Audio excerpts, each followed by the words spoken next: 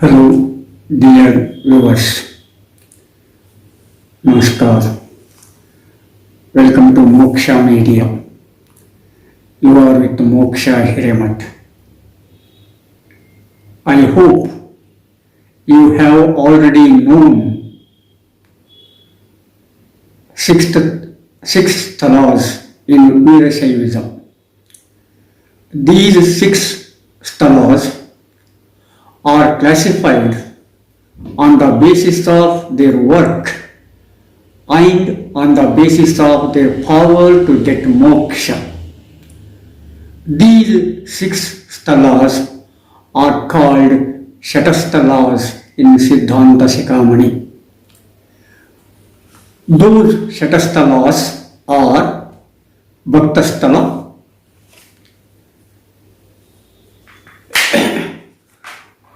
Maheshwara Sthala, Prasaadi Sthala, Pranalingi Sthala, Sharana Sthala, and Aikya Sthala. Aikya Sthala is the last sthala in the Shat sthalas. We have so many Sharanas and Rishis who attained 5 sthalas from 1st to 5th. But we have very rare Sharanas who attained Aikya Sthala. One name is given as an example, but it is sometimes questionable.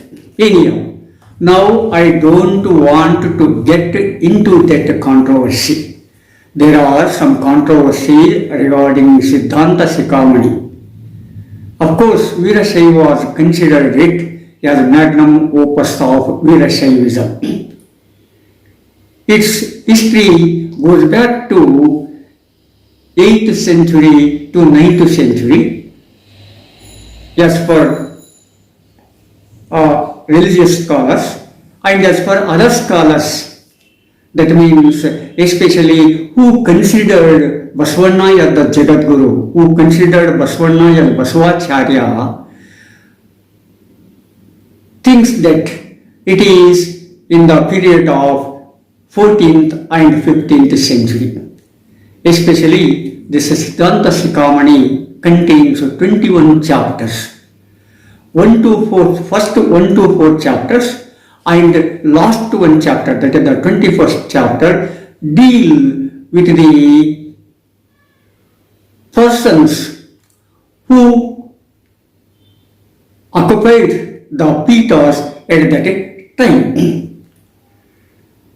And in this we come to know something about Shiva Yogi Shivacharya, who recorded this Shatasthala Siddhanta.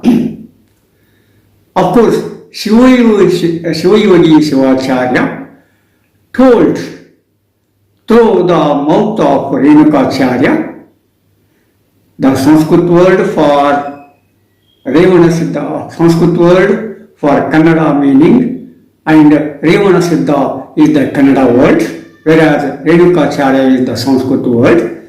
So, Shiva Yogi Shivacharya says it through the mouth of Renukacharya, and Renukacharya who advises it or who teaches it to Agastya Muni in the 8th to 9th centuries. But in the Siddhanta Shikamani, it is more told that Renukacharya is the establisher of the religion. Renukacharya is one of the Shiva Ganas in Kailasa, and Shiva sent Renukacharya to the earth to teach Shatasthala Siddhanta, to make the people happy and to lead the life of peace and happiness. So anyhow, like that it goes on and on. But for that, one has to follow certain sthalas. If one follows those sthalas properly, one can get moksha, one can get happiness in life. One can have the peace of mind. So one can lead the life very peacefully and spiritually. That is the main content of these sthalas. These sthalas are easy to be followed compared to other sthalas, compared to other paths. But anyhow, Shivayogi Shivacharya, without hurting anyone, goes on and on telling the importance of those sthalas.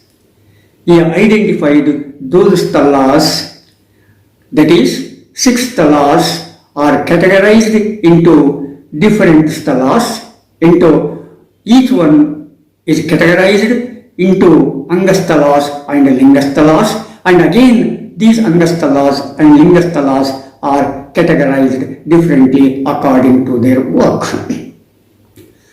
I have already told you something about Maheshwara Sthala in the last episode. That is, I told you Bhakta Dehika Lingasthala and Shiva Jaganmaya Sthala in the Maheshwara Sthala. Today, I would like to tell you the Angasthala of Prasaadi Sthala. Prasaadi Sthala is the third sthala in Shatasthalas. And of course, these Prasaadi Sthalas, this Prasaadi Sthala appears in the 11th chapter of Siddhanta Shikamani. Prasaadi Sthala advises the importance of prasada, and the person who attains that Prasaadi Sthala has to follow something properly, and then only one could attain that Prasaadi Sthala. Prasada should be properly. First he should attain Maheshwara Sthala, and the person who attained Maheshwara Sthala could try to attain Prasaadi Sthala. Prasada means, a sanctified offering to Shiva. And one who offers a sanctified food with cleanliness and calm and quietness to Shiva could become a Prasaadi. Anyhow, this Prasada contains other things. But before that, I would like to tell you 7 Angasthalas of Prasaadi Sthala. They are Prasaadi Sthala, Guru Mahaatme Sthala, Linga Mahaatme Sthala, Jangama Mahaatme Sthala, Bhakta Mahaatme Sthala, Sharana Mahaatme Sthala, Prasada Mahaatme Sthala, and etc. This 11th chapter has 77 slokas. Of course, in Prasaadi Sthala, prasada is important. That is, person who tries to attain Prasaadi Sthala should lead a life of holiness, quietness and calmness. And he should not hurt anyone physically as well as mentally. And he should have a craze for spirituality, for moksha. And then only he could attain that Prasaadi Sthala. So, in Prasaadi Sthala, he has to prepare the food, a holy food, and it should be offered to God, Shiva. He is a Shiva devotee, he is committed to Shiva, and Shiva is everything, and that Shiva, what is offered to Shiva, is also offered to that Guru. Because we come to know the importance of Shiva through Guru. So, that holy food should be offered to Shiva, and that holy food should have Shad Rasas, that is 6 rasas. The food which contains 6 prasads is considered as holy one, healthy one and wealthy one. Those six rasas, shed rasas are sweet, sour, salt, pungent, stringent and bitter. We say in Kannada, sihi, kahi, uppu, huli, odaru, kara. So, like these shed rasas should be there in the offering to God Shiva. So, whatever is offered to God containing these six shed rasas would be considered as the holy one, as the healthy one. But you should offer it to Shiva with pure mind and heart. That purity of mind and heart is very important in Prasaadi Sthala or in every Sthala for that matter. So, you should consider that Prasada as his food. You should consider Prasada as a food given to him by Shiva. What is given to Shiva, Shiva returns it to one.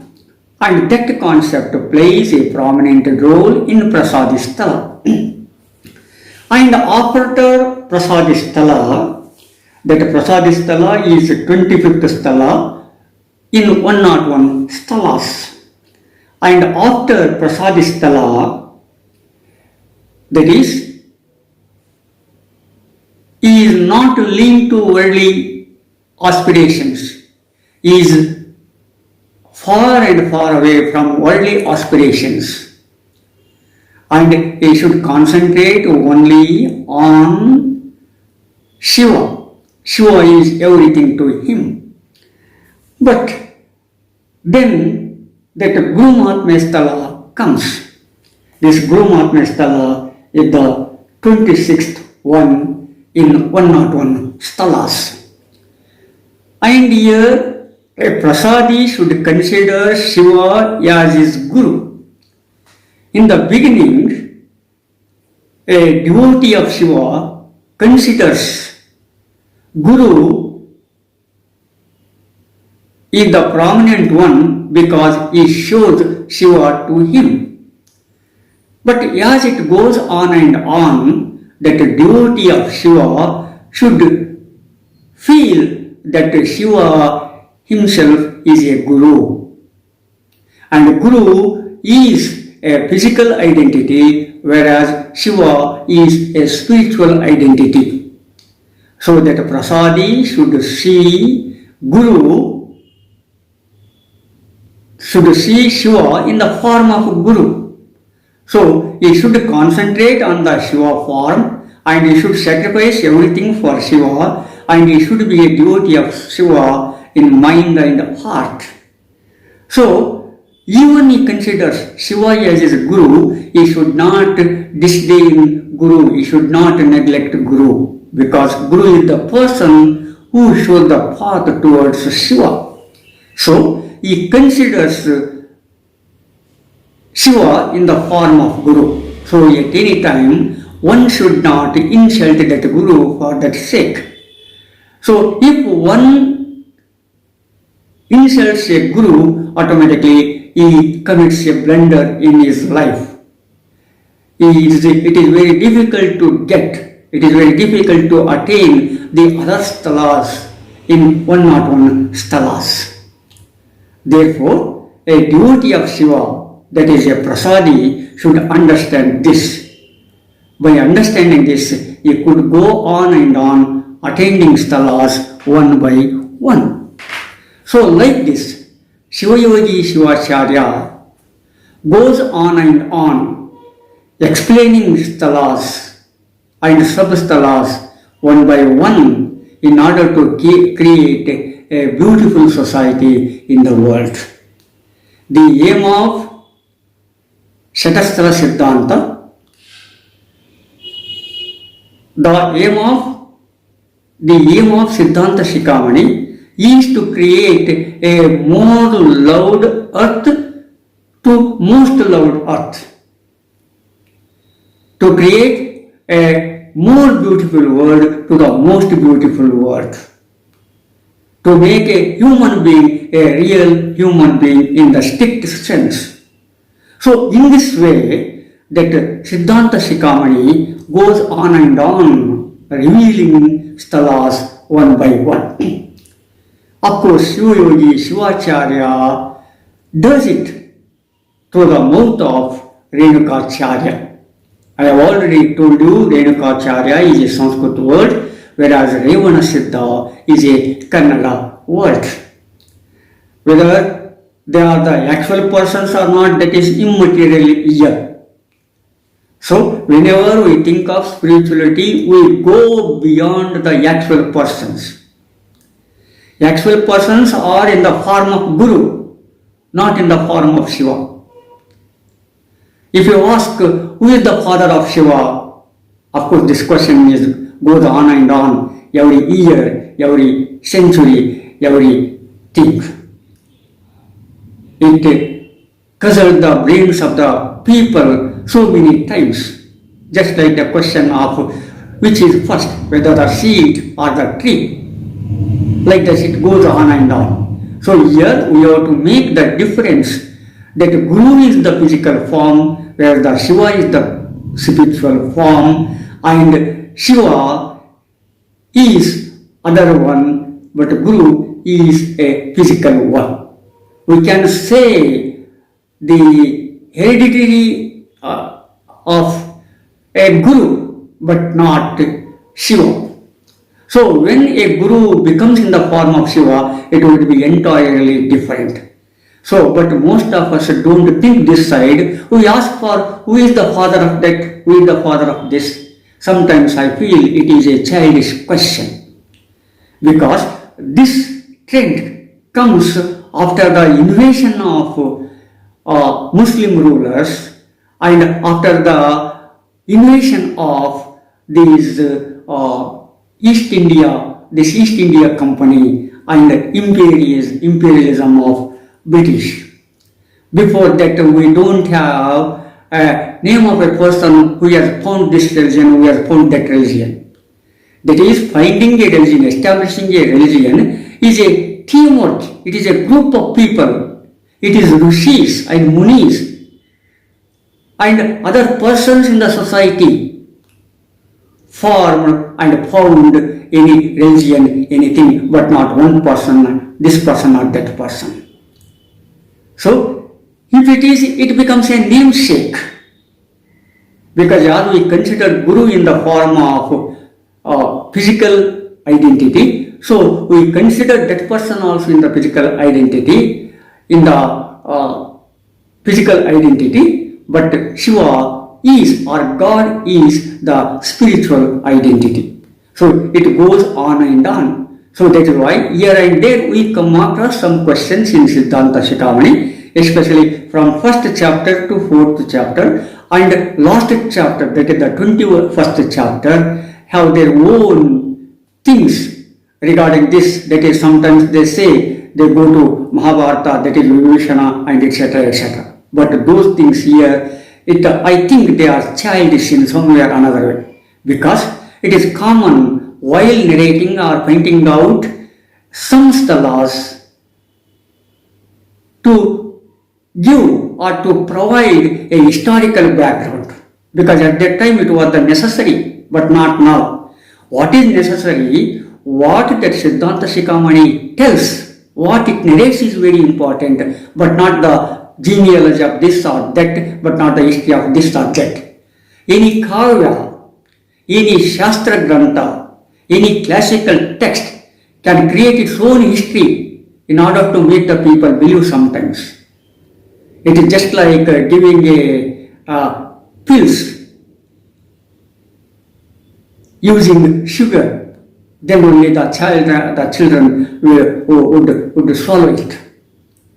So in that way, sometimes such techniques are used in granthas, used in classical texts, used in religious texts, used in Puranas and Punnakathalu, etc. etc.